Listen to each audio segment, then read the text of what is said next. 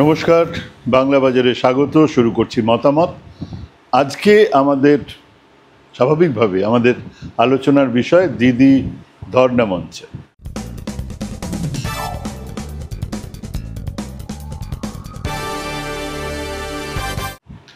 আন্দোলনের ধারাপাত ওনার মুখস্থ, উনি জানেন প্রত্যেকটা নামতা, উনি জানেন মানুষের রাগ, অভিমান, ক্ষোভ, বিক্ষোভের কথা, উনি জানেন শিরায় উপশিরায় বইতে থাকা এসব অনুভূতির উল্টো দিকে থাকে ইগো, আর জানেন বলেই তা ঝেড়ে ফেলে জননেত্রী নয়, মুখ্যমন্ত্রী নয়, দিদি এলেন ধর্ণা মঞ্চে। এবারে ব্যাখ্যা করতে থাকুন সবাই মিলে, কাকে বলে মাস্টার স্ট্রোক, মমতা কোথায়, আর বাকি 10 জন নেতা নেত্রীদের থেকে আলাদা আলোচনা করুন। এমন এক সময়ে যখন মনে হচ্ছিল এক পয়েন্ট অফ নো রিটার্নে না ফেরার জায়গাতে চলে গেছে বাংলার রাজনীতি, সেখান থেকে কিভাবে প্রায় সম্পূর্ণ হাওয়া নিজের দিকে নিয়ে গেলেন মুখ্যমন্ত্রী, কিভাবে মানুষের সঙ্গে নিজের ঘনিষ্ঠতম সম্পর্কের দাবি নিয়েই সব ক্ষোভ, রাগ, প্রতিবাদের মুহূর্তেও একজন কেবল নিজের উপস্থিতি দিয়েই পরিস্থিতির দখল নিতে পারেন। হ্যাঁ, আমি মমতা বন্দ্যোপাধ্যায়ের কথা বলছি। তিনি শটান চলে গেলেন ধর্ণা মঞ্চে, বললেন এখন আমি মুখ্যমন্ত্রী হিসেবে এখানে আসেন, আন্দোলনের সমব্যথী হিসেবে এসেছি, আপনাদের বড় দিদি হয়ে এসেছি, আমাকে সময় দিন, ভালো থাকুন। বলেননি ধর্ণা তুলে নিন, বলেননি আমি দাবি মেনে নিচ্ছি, বলেননি কেন গতকাল আলোচনা করে চলে গেলেন আলোচনা না করেই। বলেছেন এসেছি, বুঝিয়েছেন আলোচনা শেষ হয়ে যায়নি, বুঝিয়েছেন আপনারা আলোচনা চাইলে আমরা আবার আলোচনা করতে রাজি আছি। এটাই এই বিরাট বিক্ষোভ আন্দোলনের সেই মুহূর্ত যা ঢুকে যাচ্ছিল এক কানাগলিতে, এক অমীমাংসিত লড়াই আগামী দিনে আর এক আন্দোলন, ক্ষোভ, বিক্ষোভের বীজ হয়ে থেকে যেত। মমতা নিজে এসে সেই সম্ভাবনা দূর করলেন। আগেও বেশ কয়েকবার বলেছি, আবার বলছি, সেই নন্দীগ্রামে গুলি চালনার পরে চারিদিকে বিক্ষোভ, প্রতিবাদ, সিভিল সোসাইটির মানুষজন রাস্তায়, সেরকম এক সময় দিল্লিতে গিয়েছিলেন সৌমিত্র চট্টোপাধ্যায়, এবং এই গল্প উনি আমাকে নিজে করছেন, রেকর্ডেড। বঙ্গভবনে উঠেছেন, এক অফিসার এসে বললেন যে বুদ্ধবাবু বঙ্গভবনে আছেন। বুদ্ধবাবু সৌমিত্র চট্টোপাধ্যায় ব্যক্তিগত জীবনে বন্ধু মানুষ ছিলেন, ভালো সম্পর্ক ছিল, তো উনি আপনাকে ডাকছেন। উনি শুনে সৌমিত্র চট্টোপাধ্যায় বুদ্ধবাবুর ঘরে যান, সেখানে বুদ্ধবাবু খানিকটা হতাশ। তিনি বলছেন দেখেছেন, বললেন আমাকে বলছে নরখাদক, আমাকে বলছে জনবিরোধী, আমি নাকি অর্ডার দিয়ে গুলি চালিয়েছি, মানুষ খুন করেছি। সৌমিত্রবাবু বলেছিলেন ওসব কিছুই নয়, আপনি সোজা নন্দীগ্রামে চলে যান, দুটো হাত ওপর করে হাত জোড় করে বলুন ভুল হয়েছে, ক্ষমা চাইছি, মানুষ সব মাফ করে দেবে। কে কি বলছে ওসবে কান দেবেন না। তা আমি জিজ্ঞেস করেছিলাম যে সৌমিত্রবাবু উনি তো গেলেন না, কিছু বলেছিলেন? বলে না, ইগো বিরাট সমস্যা। হ্যাঁ, নিজের ইগোর বিশাল দেওয়াল পার করে বুদ্ধবাবু সেই কাজ করতে পারেননি যা আজ অনায়াসে মমতা করে দেখালেন। এবারে জল একদিকেই বইতে শুরু করল। আন্দোলনকারী আলোচনাতে বসলেন তো ভালো, না বসলেও মানুষ দেখলেন রাজ্যের নির্বাচিত মুখ্যমন্ত্রী নিজে পৌঁছে গেছেন ধর্ণা মঞ্চে, নিজেই জানিয়েছেন এসো কথা বলো। সবচেয়ে বড় যে কথা সেটা হলো এক প্রশাসক নয়, এক মুখ্যমন্ত্রী নয়, মঞ্চে পৌঁছে গেলেন এক দিদি। বললেন শুক্রবার সারা রাত ঝড় জল হয়েছে, আপনারা যেভাবে বসে আছেন আমার কষ্ট হচ্ছে। গত 34 দিন ধরে আমিও রাতের পর রাত ঘুমোইনি, কারণ আপনারা রাস্তায় থাকলে আমাকেও পাহারাদার হিসেবে জেগে থাকতে হয়।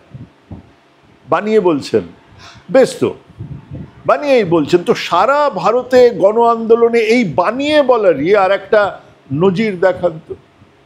এই পশ্চিমবঙ্গে খাদ্য আন্দোলন থেকে, ট্রাম বাস ভাড়ার আন্দোলন থেকে, ভোটার কার্ডের দাবিতে আন্দোলন থেকে, নন্দীগ্রাম, সিঙ্গুর, কোন আন্দোলনে কোন সময়ে মুখ্যমন্ত্রীদের একজন গিয়ে পৌঁছেছেন? একজনেরও সাহস হয়নি আন্দোলনকারীদের ধর্ণা মঞ্চে গিয়ে হাজির হবে। সারা দেশের কথা তো বাদই দিলাম, জুনিয়র ডক্টরস মুভমেন্ট একবার হয়েছে নাকি? 70-এ হয়েছে, 80-তে হয়েছে, 80 শেষের দিকে হয়েছে। এখানে মমতা পৌঁছে যাচ্ছে, কেবল ধর্ণা দিচ্ছে বলে বুলডোজার চালিয়ে গুঁড়িয়ে দেওয়া হয়েছে ইউপিতে ঘর, কেবল ধর্ণা দিচ্ছে বলে, কেবল ধর্ণা দিচ্ছে বলে দলের লোকজন পাঠিয়ে চারদিকে ঘিরে যা বলেছিল আপনারা জানেন। আজকে তিনি মন্ত্রী ছিলেন, কদিন আগে ক্যাবিনেট মিনিস্টার ছিলেন অনুরাগ ঠাকুর। আমরা চরম অসংবেদনশীল সরকারকে দেখেছি কৃষক আন্দোলনের সময়। একটা কথা বলেননি মোদিজি, এখানে এক অন্য চেহারা। তিনি 3 দিন ধরে বসে থাকলেন, 1-1.5-2 ঘন্টা আন্দোলনকারীরা দরজা পর্যন্ত গিয়ে ফিরে এলেন। তারপরেও সমস্ত আড় ভেঙে আমি আন্দোলন করে বড় হয়েছি, আমি তাই তোমাদের সঙ্গে কথা বলতে এসেছি, তোমাদের বিচার আমি দেব, আমি মুখ্যমন্ত্রী নয় তোমাদের দিদি হিসেবে এসেছি। পরেশ রাওয়াল থাকলে বলতেন আরে তাম পাগলি রুলায়েগা ক্যা। হ্যাঁ, এটাই মমতা বন্দ্যোপাধ্যায়।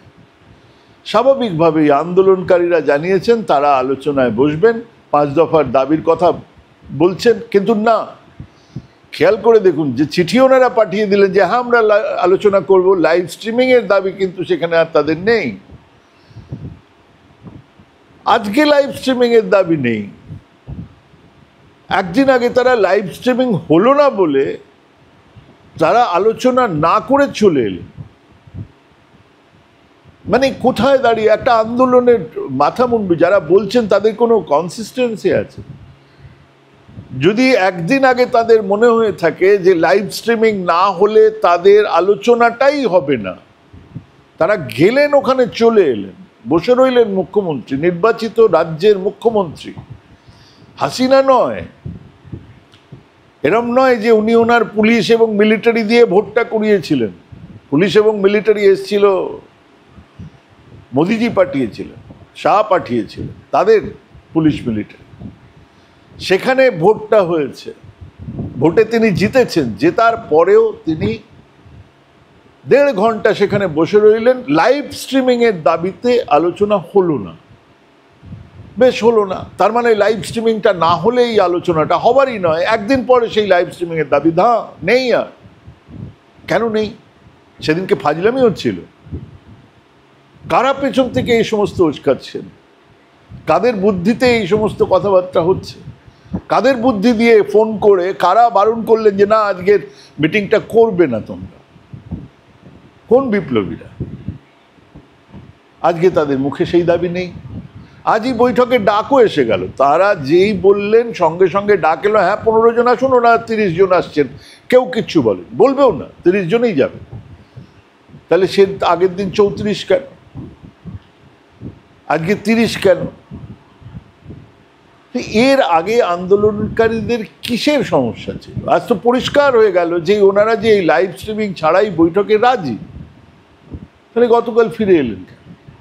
সমস্যাটা হলো এই জুনিয়র ডাক্তার যারা আন্দোলনে বসেছেন তারা কোনো হোমোজেনিয়াস অর্গানাইজেশন নয়, সিপিএম নয়, সিপিআই নয়, বা কংগ্রেস নয়। একটা বাম, মতিবাম, সিপিএম, লিবারেশন, এসইউসি, গোপন বাম, সংশোধনবাদী বাম, আগুন খেকো বাম, আবার লিবারেল বাম, সব মিলিয়ে এক জগা খিচুড়ি ব্যাপার, একেবারে ফরাসি বিপ্লব। এনারা ক্ষমতায় এলে এদের মধ্যেই কিছু লোককে গিলোটিনে চড়তে হবে, যেমন চড়তে হয়েছিল রবস্পিয়ারকে। এনাদের এক গোষ্ঠী বলছেন আলোচনা করে নিষ্পত্তিতে আসা উচিত, অন্য গোষ্ঠীর নেতারা বুঝিয়েছেন ওরা বিলোপবাদী। এইসব সাধারণ মানুষ বুঝতে পারবেন, বহু পড়াশুনো করতে হবে। কথায় কথায় বিলোপবাদী, সংশোধনবাদী, আলোচনা ভেস্তে দাও। এক গোষ্ঠী লাইভ স্ট্রিমিং চেয়েছেন, অন্য গোষ্ঠী নয়। এদের মধ্যে 2-4 পিস বিজেপি থাকলেও থাকতে পারে, কিন্তু তা ধর্তব্যের মধ্যেই পড়ে না। মূলত বিজেপি বিরোধী বাম সমাবেশ। তো এসব ক্ষেত্রে যা হয়, এক এক গোষ্ঠী এক এক সময় শক্তি দেখায়। এই মুহূর্তে আলোচনা চাইছে এমন গোষ্ঠী এগিয়ে এসেছে এবং শুনছি আর নয়, এবারে ফিরতে হবে। ওদিকে সুপ্রিম কোর্টে মঙ্গলবার শুনানি। একেবারে অন্য কিছু না হলে সেদিন এই জুনিয়র ডাক্তারদের নিয়ে কড়া নির্দেশিকা আসবেই, যদি না তারা এর মধ্যে একটা সম্মানজনক মীমাংসাতে এসে কাজে যোগ না দেন। আর তার মধ্যে গোদের ওপর বিস্ফোরা হয়ে দাঁড়ালো কলতান দাশগুপ্তের কলরব। ফোন কল আর গ্রেপ্তার। এখনো পর্যন্ত আমার কাছে যা খবর, কলতানের কপালে এই হঠকারিতার ছাপ পড়বেই। এখনো পর্যন্ত দল পাশে আছে, কতদিন তারা এ বোঝা বইবেন জানা নেই, কারণ কমিউনিস্ট পার্টির এই ঐতিহ্য আছে, দায়ে পড়লে ঠেকলে ওনারা যে কাউকে বাদ দিয়ে অনায়াসে এগিয়ে যেতে পারেন, জাস্ট ডিজোন করে দেবে। এখনো পর্যন্ত বলছেন যে না, এটা ডিপ ফেক ফেক ইত্যাদি ইত্যাদি, কিন্তু এই লোকজন যদি এসে যায় সামনে বিষয়টা, তাহলে চাপ আছে। এ ধরনের হঠকারিতা নতুন কিছু নয়। সিপিআইএম এর মধ্যে হতাশা বাড়ছে, বারবার মানুষের রিজেকশন, শূন্য শূন্য আর শূন্যের মধ্যে কতদিন ঘোরা যায়। নকশাল আন্দোলনের শুরুর দিকে এত খুন হয়নি, শেষের দিকে যত খুন হয়েছিল, কারণ যত হতাশার মধ্যে ঢোকে, যত হতাশার দিকে চলে যায় আন্দোলন মুভমেন্ট, তত বেশি মানুষ ডেসপারেট হয়ে যায়। আজ ভাবুন তো, 2011-তে একটা সরকার পড়েছে, যে সরকার তার আগে কেউ ভাবতে পারেনি যে এই সরকার পড়ে যেতেও পারে। সরকার পড়ে যাওয়া তো দূরের ব্যাপার, আমরা ভেবেছিলাম আমাদের মৃত্যু এলসিডিসির মধ্যেই হবে, ওই local committee, zonal committee, district কমিটির মধ্যেই আমাদের মৃত্যু হবে, হয়নি। কিন্তু সেই 2011 থেকে আর আজকে দেখুন ক্রমাগত ক্ষয়, কইতে কইতে এই হতাশার মধ্যে কতদিন থাকা যায়। বৃদ্ধ যারা, তারা এখনো পর্যন্ত নিয়ম মাফিক একটা লড়াই করছেন, নিয়ম মাফিক কিছু কথা বলছেন, হতাশ হয়ে ঘরে ফিরছেন, বারবার ভোটে হারছেন, ঠিক আছে। কিন্তু যারা নতুন, তাদের মধ্যে এই হতাশা এক ধরনের ডেসপারেশন আনছে। তার একটা উদাহরণ হয়ে থাকতে পারেন কলতান দাশগুপ্ত। আমি জানি না, আমি তো পুলিশ নই, গোয়েন্দা নই, কাজেই পুরোটা জানি না, কিন্তু যে খবর আসছে তাতে কিন্তু কপালে দুঃখ আছে। কাজেই এ ধরনের হতাশা আসতেই পারে। কিন্তু আরও সন্দেহজনক যেটা, সেটা হচ্ছে ওই মাথারা, সাহেব, দাদু ইত্যাদি, ওইগুলো যদি টান পড়ে, তাহলে কিন্তু খুব পরিষ্কার নয় যে এই কলতান দাশগুপ্তকে নাকি 14ই আগস্ট আরজি করের ব্যারিকেড ভাঙার সময় দেখা গিয়েছিল। এবার দুটো ঘটনা জুড়ে যেতে পারে, এর জের বইতে হবে সিপিএমকে। অবশ্য শূন্যের ওপর কতবার বোঝা চড়ানো যায়। অন্যদিকে বিজেপি গোটা ইস্যুতে এখনো পাড়ার গুবলে পঞ্চা নেপো হেবোদের রোলে আছে। বহুদূর থেকে দেখা ছাড়া এই আসরে তাদের প্রবেশ নিষেধ। তেমন হয় না, পাড়ায় যখন আপনি রবীন্দ্র জন্মজয়ন্তী করছেন, সুকান্ত জন্মজয়ন্তী করছেন, বা শারদ সম্মেলন করছেন, সেখানে নাচ গান কবিতা ইত্যাদি ইত্যাদি হচ্ছে, দূরে কিছু লোক দাঁড়িয়ে থাকে, গুবলে হবা পিছু, তাদের এখানে প্রবেশ নিষেধ, তারা নিজেরাও ঢুকতে পারে না। তো এই সেই রকম বিজেপি আন্দোলনে ধারে কাছ দিয়েও আসতে পারছে। সব মিলিয়ে 2011 থেকে চলতে থাকা এই সরকার তার সবচেয়ে কঠিন লড়াইটা পার করে দিল বলে মনে হচ্ছে। এই ঘটনার টার্নিং পয়েন্ট দুটো। প্রথমটা হলো মমতা বন্দ্যোপাধ্যায়ের ঘোষণা সন্দীপ ঘোষকে ন্যাশনাল মেডিকেল কলেজের অধ্যক্ষ করা। আর 2 নম্বর টার্নিং পয়েন্ট জুনিয়র ডাক্তারদের নবান্নে গিয়ে বৈঠকে না বসে গ্যালারি গরম করে ফিরে আসা। হ্যাঁ, একটা মমতার বিপক্ষে গিয়েছিল, অন্যটা মমতার পক্ষে। সামান্য হাওয়া ঘুরতেই সময় নষ্ট করেননি মমতা, সোজা চলে এলেন ধর্ণামঞ্চে এক দিদির মতো। যাবার আগে বলে গেলেন, কাজে যোগ দিন, আলোচনার পথ খোলা আছে। না, আজ পর্যন্ত কোনো আন্দোলনে কোনো মুখ্যমন্ত্রী, সর্বোচ্চ নেতা নেত্রীকে এই ভূমিকায় আমি দেখিনি। আপনারা দেখলে জানান। দেখিনি মোদিজিকে কৃষক আন্দোলনের মঞ্চে যেতে, দেখিনি বুদ্ধবাবুকে নন্দীগ্রামে চলে যেতে, দেখিনি অন্য কাউকে। এখানেই কোথাও মমতা হয়ে ওঠেন। আমাদের এই রাজ্য বা আমাদের এই দেশ, এটা পুলিশ রাষ্ট্র নয়। এই রাষ্ট্রে এখনো কম বেশি 30% নিরক্ষর আছে। সাক্ষরদের মধ্যেও প্রকৃত শিক্ষার অভাব আছে, কুসংস্কার আছে, আইন কানুন অসম্ভব রকমের জটিল, বিচার ব্যবস্থা অসম্ভব ধীর। এখানে সামাজিক অপরাধ হবেই, কেউ আটকাতে পারবে। কিন্তু সেই অপরাধ হলে যাতে দোষী শাস্তি পায়, বা প্রাতিষ্ঠানিকভাবে সেই অপরাধীদের যেন কেউ প্রশ্রয় না দেয়, সেগুলোকে নিশ্চিত করতে হবে। রাষ্ট্র ব্যবস্থাকে সেগুলো দেখতে হবে, সরকারকে, প্রশাসককে। জি কর কাণ্ড একটা বিচ্ছিন্ন ঘটনা নয়, একটা বিষয় নয়, বহুদিনের জমা, বহু অন্যায়ের বিরুদ্ধে মানুষ রাস্তায় নেমেছিলেন, এক সামাজিক অপরাধের বিরুদ্ধে নারীরা সরব হয়েছিলেন। সেই আন্দোলন হয়ে উঠেছিল বা করে তোলার চেষ্টা হচ্ছিল যাতে তা হয়ে উঠতে পারে প্রশাসক বনাম জনতা, কিন্তু মমতা বন্দ্যোপাধ্যায় তা হতে দিলেন না। মানুষকে বোঝেন, আন্দোলনের ধারাপাত মুখস্থ ওনার, দখল নিলেন সেন্টার স্টেজের, এই স্টেজ তার চেনা, এর প্রতিটা বাঁক, শক্তি, দুর্বলতা তার মুখস্থ। তিনি অনায়াসে দুটো পোস্টের মাঝখান দিয়ে বলটা ঠেলে দিলেন, ডার্বি হয়নি তো কি, এও কি ডার্বির চেয়ে কিছু কম বলুন? আজকে এখানেই শেষ করছি, ভালো থাকবেন, নমস্কার।